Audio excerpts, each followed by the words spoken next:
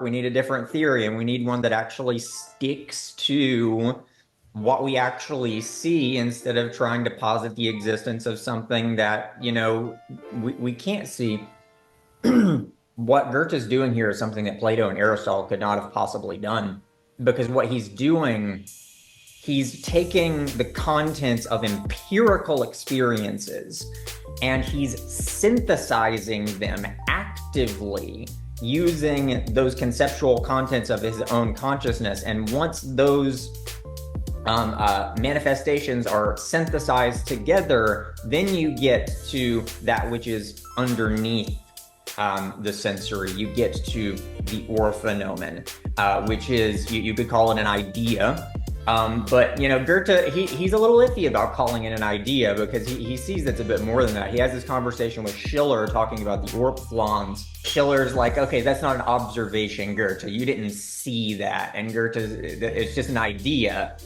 And Goethe's like, well, okay, I can see ideas then, right? Like, he's clearly emphasizing that, like, this is not something that he sketched up in a notebook as a way of making sense of things. He's like, look, if you arrange the manifestations in a way that actually accords with how they relate to one another, that structure of relationships is something that is visible to the human mind. We are experiencing that empirically in the exact same way that we can empirically observe sensory things as well. So the orphenomen is seen empirically with the mind in the same way that the sensory is seen empirically with the eyes. This is very different than a Platonic understanding of the world, because within the Platonic understanding of the world, you close your eyes. You shouldn't be looking at nature, because that's the world of appearance. There's nothing interesting there. You need to be, engaging in this kind of dialogical meditation so that you can transcend the world of mere shadows and ascend to the world of forms. You don't get to the world of forms by playing with prisms and flowers and shit. You do it through this purely kind of intellectual exercise. Yeah, and Goethe's not doing that. What Goethe's doing is science.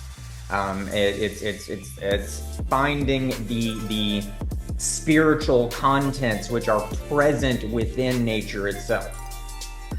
And so God is like the essence of the essence of the essence, or something like that. And so he's neither homogeneous being, which is Ein Sof, nor is he the Platonic archetypes of Adam Kadmon. He's that which gives rise to them both. And that's the idea. God doesn't have a body. There's no limitations beyond which he is not. There's no quality. You can only describe him apophatically by saying he's not this, not that. And then side note, this is completely basically synonymous with the self in Advaita Vedanta, because there's the ego, which is like a cataract, really. And the true self is like the eye, the true eye which sees. And so we can go into all sorts of directions from that.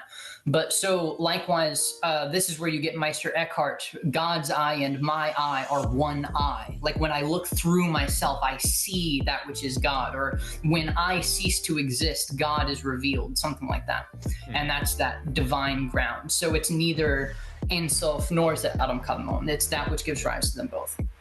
And so I would just say that because I've heard you criticize the Eastern view of complete not nihilism, but like annihilation sort of thing. I do agree with that criticism, but I don't think it's one as opposed to the other. I feel like you need to have both. It's in the same way that you have microscience and then macroscience. Likewise, within spirituality, you have like the totality and unity, and then you have the particular and the multiplistic.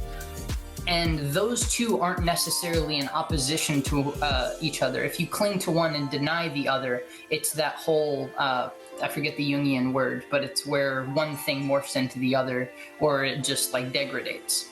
You need to be able to have both. An antiadromia. An antiadromia. Yeah. So, well, here's one way of thinking about this.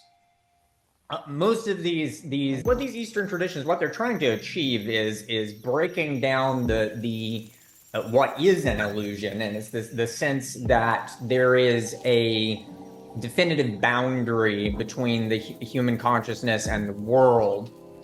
Indic traditions are really good at getting underneath that sense of isolated atomic individuality. But yeah, there's an immense danger here, because if you're looking at that and you're getting some half-baked, repackaged version of it, and you're just like, oh, I'm just gonna take a whole bunch of acid and destroy my ego and achieve enlightenment. Yeah, good luck, buddy. Have fun with that. That's not a good idea. And that's the thing, because you can't have that. That's called clinging to the void, or sunyata in Buddhism. And Buddha himself literally says, don't get bit by the snake of emptiness. Don't run away from the world of form into the world of formlessness. You have to realize that form does not differ from emptiness, and emptiness does not differ from form. And that's the whole thing. Like, you can't just have one. And that's what you were talking about, of the redemption of the sacrifice of earth. You need to, because if you don't have that balancing factor, you get anxious and you get fear, and like you get scared and then fear, and then it's an us versus them, and that creates the ego.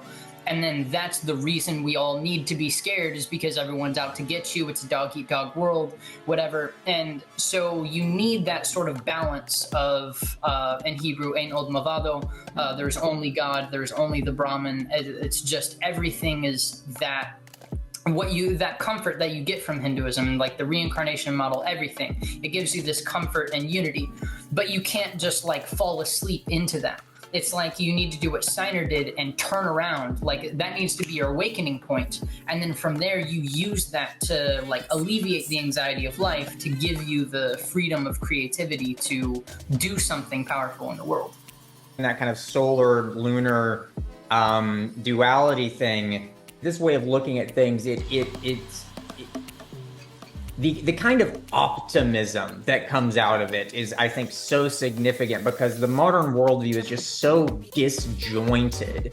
Like, everything just looks like a bunch of completely unrelated, just arbitrary facts that don't have anything to do with one another. But when we really start looking at this in this or phenomenological sort of way, or Kayan, Steinerian way, whatever you want to call it, you start to see that like it's all kind of the same thing. It's just reiterations of the same musical motifs over and over and over again, and it makes a kind of sense. There's a logic, there's a logos at play within all of this, and I think that is really important here for healing that wound, that alienation represented by Marduk and Tiamat and Ahab and Moby Dick, right? The sense of alienation from the world, which comes along with our ever contracting sense of ego individuality.